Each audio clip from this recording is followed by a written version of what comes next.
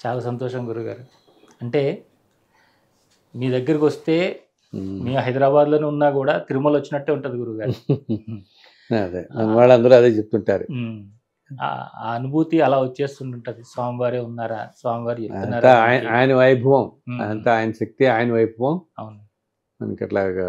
అంటే ఎంతమంది గోవిందా అని ఇక్కడి నుంచి పిలిస్తే స్వామి అక్కడి నుంచి అవును. పలుకుతాడని అంటారు. ఎక్కడి నుంచైనా ఈ విశ్వంలో ఎక్కడి నుంచి పిలిచినా పలుకుతాడు ఆయన. ఆ! గురుగారు. అట్లా అంతే కదా. స్వామివారికి ఎన్నో నామాలున్నాయి గదా గురుగారు. అమ్మా? మరి ఆ, స్వామివారికి ఎన్నో ఆ, నామాలున్నాయి గదా! అవును. మరి దానిలో వారికి బాగా ఇష్టమైన నామం స్వామివారిది ఏదో తెలుసుకుందామని. ఉమ్, అవును. అసలు ఏ రూప్ ఆయన్ని మీరన్నట్టు ఇదంతా ఒక సత్సంగంలాగా అనమాట. స్వామి లీలలు విభూతులు అంటాం కదా మనం. ఆయన గురించి వెంకటేశ్వర స్వామి మన వాళ్ళ అందరి హృదయాల్లో అలా కొలువై ఉంటాడు ఎప్పుడు కూడా. మన అందరికీ తరతరాలుగా ఇవి ముఖ్యంగా మనకి దక్షిణ భారతదేశంలో ఎన్నో కుటుంబాలకి ఆయన ఆరాధ్య దైవం, కులదైవం. అసలు నేను చాలా వాటిలో చెప్తుంటాను కదా, ఆయన పేరు పెట్టుకొని కుటుంబం ఉండదు. వాళ్ళ పిల్లల్లో ఎవరో ఒకరికి వెంకటేశ్వరుడు, శేషాచలపతి, వెంకటేశ్వరరావు, ఎన్నో ఎన్నో పెట్టుకుంటాం కదా, పేర్లన్నీ మనం పెట్టుకుంటాం కదా. శ్రీనివాసులు అయితే అసలు చెప్పక్కర్లేదు. గోవిందరావు అని, శ్రీనివాస్ అని, చలపతి అని, ఇలాగా శేషాచలపతి, ఇట్లా ఎన్నెన్నో పేర్లు. ఇంకా అంత ఏంటంటే అసలు వెంకటేశ్వరు అయితే అన్ని ఒక కులంతో అనేంత సంబంధం లేకుండా ఎవరైనా ఎన్నో కుటుంబాల్లో ఆయన పేరు తరతరాలుగా అలా మోగుతూనే ఉంటుంది. ముందర అసలు చాలామంది వెంకటాని పెట్టుకుంటారు. చాలామంది ఇళ్ళలో ఆ సంప్రదాయం కూడా ఉంటుంది కదా, మళ్ళీ ఏ పేరు పెట్టుకున్నా ముందర వెంకటాన్ని పెట్టుకుంటారు. ఫస్ట్ మొట్టమొదటి వెంకటాన్ని వచ్చేలాగా. ఏంటంటే వెంకటేశ్వరుడు అసలు వెంకటేశ్వరరావు, ఇలా వెంకటేశ్వరరావు ఇలా పెట్టుకునే వాళ్ళు ఇంకా చాలామంది ఎన్నో కుటుంబాల్లో ఆయన పేరు పెట్టుకుంటారు. సో ఏ పేరుతో పిలిచినా కూడా మనకి ఎందుకంటే నిత్యం ఆ స్వామిని తలుచుకుంటే అంత ఆనందం కోసమే మనం పేరు పెట్టుకుంటాం అనమాట. పిల్లలు పెట్టుకోవటంలో ఎందుకు, ఈ విధంగానన్నా ఆయన ఎప్పుడు తలుచుకుంటూ ఉంటాం. మనం తలుచుకుంటూ ఉంటే ఎంతో ఆనందానికి లోనవుతాం. అసలు ఆ తిరుమలలో ఆయన ఉండే గర్భగుడి వెలిసిన ప్రదేశాన్ని మనం అంతా ఆనంద నిలయం ఉంటాం కదా. అంటే మొత్తం ఆనందం మొత్తం అక్కడ అలా కేంద్రీకృతమై ఉంది, ఆ స్వామిలో కేంద్రీకృతమై ఉంటుంది అనమాట. అంత ఆనందాన్ని ఇచ్చే మహా పురుషోత్తముడు ఆ స్వామి. సో ఆయన పేరు, ప్రతి పేరు దానికే విశిష్టత. ఇప్పుడు మనం విష్ణు సహస్రనామం కొన్ని చెప్పుకుంటాం కదా, గోవిందనామాలు, వీటిలన్నింటిలో ఎన్ని పేర్లు ఆయనకి. మనం ఆర్తితో కొలిచిన వారికి వెంటనే ఎక్కడ ఉన్నా, అందునే అంటారే కో అంటే పలికే కొండలరాయుడు అని అంటుంటారు. ఒకసారి పిలిస్తే చాలు గోవింద అంటే ఆ క్షణంలో వచ్చి మనని రక్షిస్తాడనమాట. మనని పలుకుతాడు, మనతో పాటు కూర్చుంటాడు, మనతో ఆడతాడు. సో ఆయనకి చాలామంది చెప్పేవి ఏంటంటే కొన్ని నామాలు చాలా ఇష్టం అని చెప్పి. రామానుజాచార్యులు వారు ఎక్కువగా ఆయన్ని శ్రీనివాస అనే పేరుతో పిలిచేవాడు. శ్రీనివాస అనే పేరంటే స్వామికి కూడా చాలా ఇష్టమైన పేర్లలో అదొకటి అంటారు, శ్రీనివాస అనే పేరు. శ్రీనివాస అని చెప్పి ఒక్కసారి గొంతెత్తి కొలిస్తే ఎక్కడి నుంచైనా పలుకుతాడు. ఇందాక చెప్పినట్టు ఏ నామంతో అయినా పలుకుతాడు. బట్ స్వామికి కూడా ప్రీతికరమైన కొన్ని ఉంటాయి కదా. ఇప్పుడు మనం అందరం అంటే ఎంతో ప్రీతి, మనం చేసే సేవలు ఎన్నే ప్రీతి. కొన్ని సేవలు ఆయనకి ఎంతో సంతోషం కూడా, మంచిగా చేయించుకోవటం అనమాట. ఎంతో ముచ్చట పడతాడు ఆయన. సంతోషం అంటే ఎంతో ముచ్చట, మనకి ముచ్చటిస్తాడు ఆ సేవలు చేయించుకుంటూ. ఆయన దాంట్లో మన తరింపు చేస్తాడు. అలాగే గోవిందనామం కూడా చాలా ప్రీతికరమైంది. అందుకే అసలు తిరుమలగిరులన్నీ, మనకి కొండలన్నీ ఆ గోవిందనామంతో అలా మారుమోగిపోతూ ఉంటాయి ఎప్పుడు కూడా. ఎక్కడికి వెళ్ళినా మనకి క్యూ లైన్లో కానీ కొండ నడిచెక్కుతున్నప్పుడు కానీ అంతా గోవిందా గోవిందా గోవిందా అదే వినిపిస్తూ ఉంటుంది. అలా ఆర్తితో ఒక్కసారి పిలిస్తే చాలు ఆయన అలా వచ్చి కూర్చుంటాడు అనమాట. నేను ఇన్ని సంవత్సరాలుగా దాదాపు 32 పుస్తకాలు రాస్తాను మీకు చెప్తుంటాను కదా. దాంట్లో రాస్తున్నప్పుడు ఆయన ప్రతి పుస్తకం ఆయన తలుచుకుని మొదలు పెడుతుంటాను అనమాట. మొదలు పెడుతున్నప్పుడు ఎన్ని పేర్లు ఆయనకి ఎంతంత ముచ్చటగా వచ్చి కూర్చుంటాడో అనమాట. శ్రీనివాస రావయ్య అంటే వచ్చేస్తాడు ఆయన. ఎన్నెన్ని అలా వచ్చి కూర్చుని మన మనస్సులో ప్రవేశించి మనకి ఎట్లా ఉంటుంది ఆ భావన, ఇప్పుడు మనకి ఆ భావన మొత్తం ఏదైనా ఒక విషయం గురించి రాస్తున్నప్పుడు తిరుమల విషయాల గురించి నేను చాలా పుస్తకాలు 18 పుస్తకాలు రాశాను కదా. సో అవి రాస్తున్నప్పుడు ఏంటంటే ఆ మొత్తం ఆయన ఒక ప్రవాహంలో మనకి ఇచ్చేస్తాడు. సో ఆ ప్రవాహం ఇస్తున్నప్పుడు ఆ జ్ఞానం అంతా ఇప్పుడు 7 కొండల గురించి రాశాను. తిరుమల ఒక్కొక్క కొండ విశిష్టత ఏమిటి, మనం ఏంటంటే అన్ని కొండలు నడిచెక్కడం అందరూ ఎక్కుతాము, అసలు ఒక్కొక్క కొండ విశిష్టత తెలుసుకుంటే ఎంతో ఆనందం అనిపిస్తుంది మనకి. ఇంత పవిత్రమైనదా, అసలు ఇంత విశిష్టమైనది కదా ఈ కొండ అడుగు వేస్తే. మామూలు రోజుల్లో కొంచెం బద్ధకం చేసేవాళ్ళు కూడా అది ఎంత చక్కగా సునాయాసంగా నడిచెక్కేస్తాం కదా మనం. ఏం తెలియని ఆనందం, అసలు మనం మాటల్లో వర్ణించలేనంత ఆనందం ఉంటుంది. సో ఇవి రాస్తున్నప్పుడు నేను ఆయన్ని రాస్తున్నప్పుడు ఒక్కోసారి ఆయన ఒక్క పేరుతో పిలుచుకుంటూ ఉండేవాడిని. ఆయన ఇదిగో రాస్తున్నాను, శ్రీనివాస, వెంకటేశ, గోవింద, ఇట్లా అనేక నామాలతో ఆయన పిలుచుకుంటూ రాస్తుంటే ఆయన అలా వచ్చి కూర్చుంటాడు.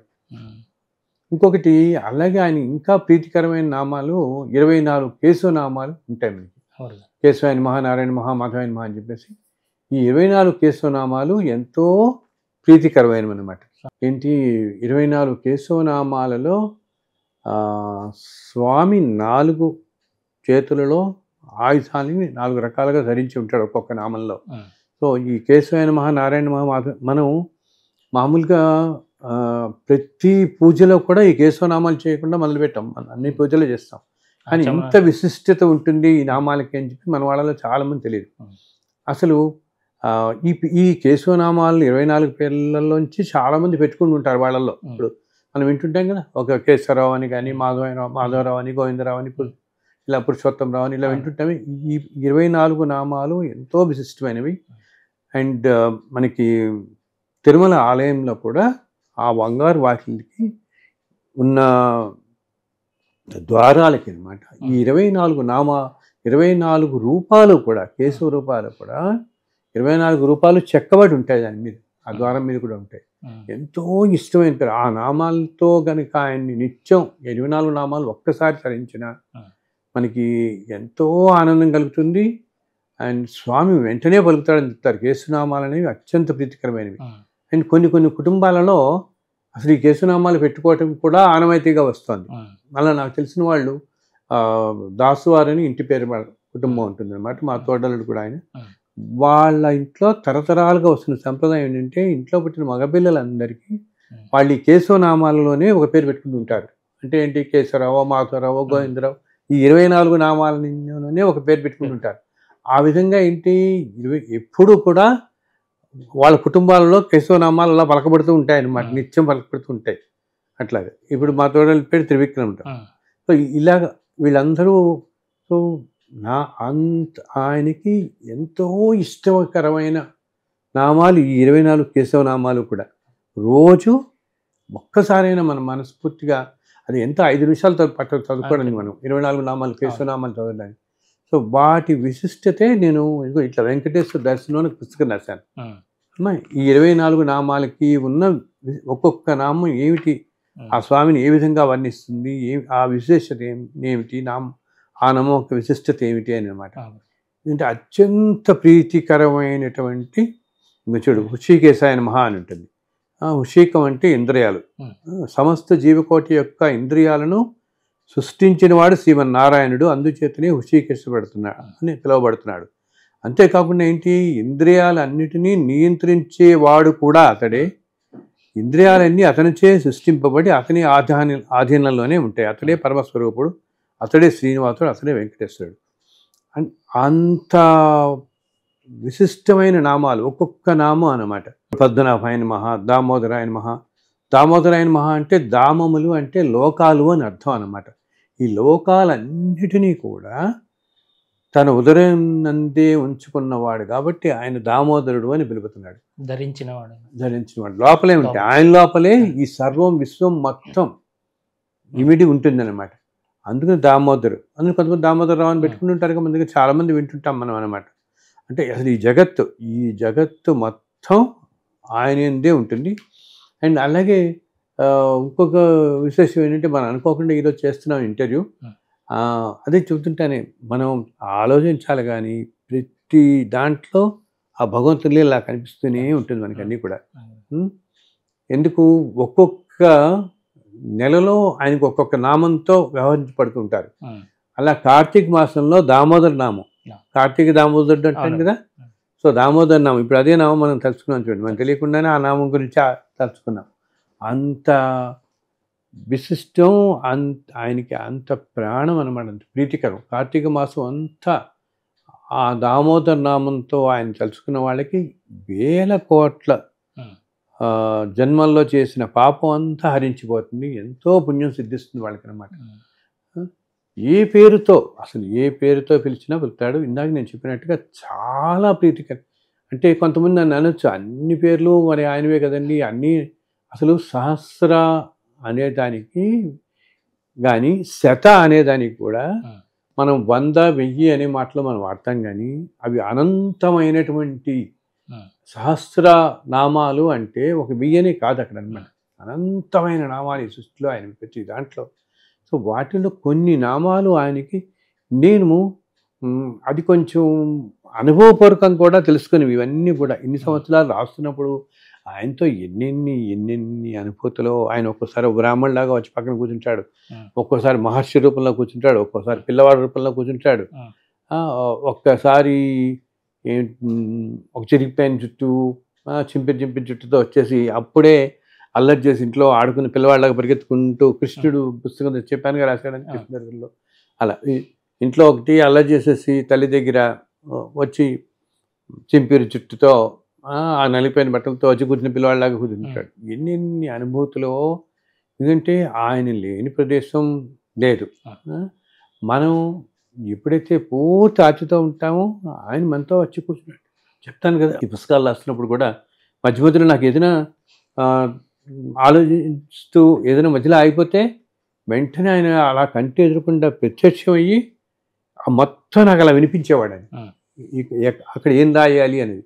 సో అప్పుడు నేను ఒక్కొక్కసారి ఒక్కొక్క నామంతో ఆయన తెలుసుకుంటుండేవాడిని.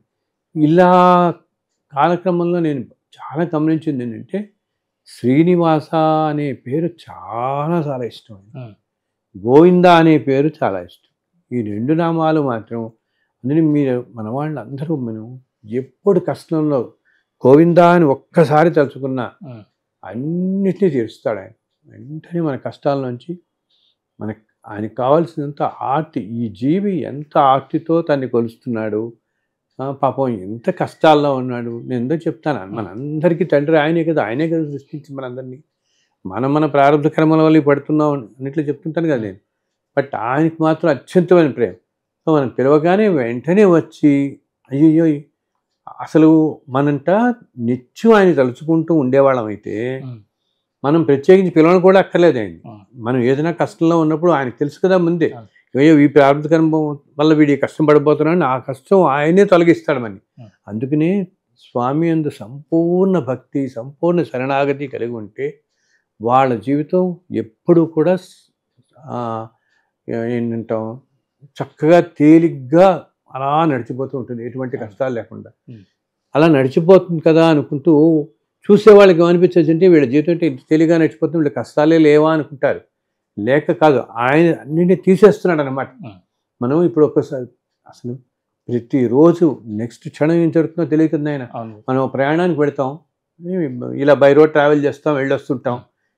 ఎంతమంది రోడ్డు మీద తెల్లారేస్తే యాక్సిడెంట్స్ అయిపోయి ఎన్నెన్ని ప్రాణాలు కోల్పోతున్న వాళ్ళు, ఏవో లిమ్స్ మన కాళ్ళు చేతులు పోగొట్టుకుంటున్నా చూస్తున్నామే.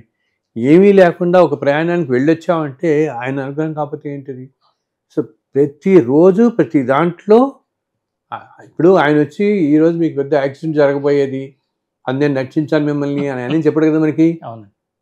కానీ మనం ఎప్పుడూ ఆయన స్మరణలోనే ఉండవాళ్ళం అయితే, అంటే ఎప్పుడు ఆయన నామాన్నే స్మరిస్తూ మన పనులు మనం చేసుకుంటూ ఆయన నామాన్ని స్మరిస్తూ ఉన్నవాళ్ళైతే ఆయన మనం రక్షిస్తూనే ఉంటాడు.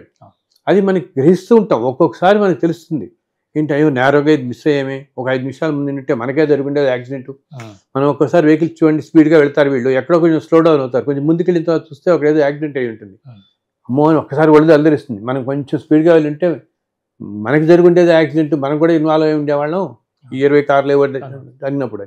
సో అది మనం అంత వెళ్లకుండా కాపాడింది ఎవరు, ఆయనే అనమాట. సంకటహరం.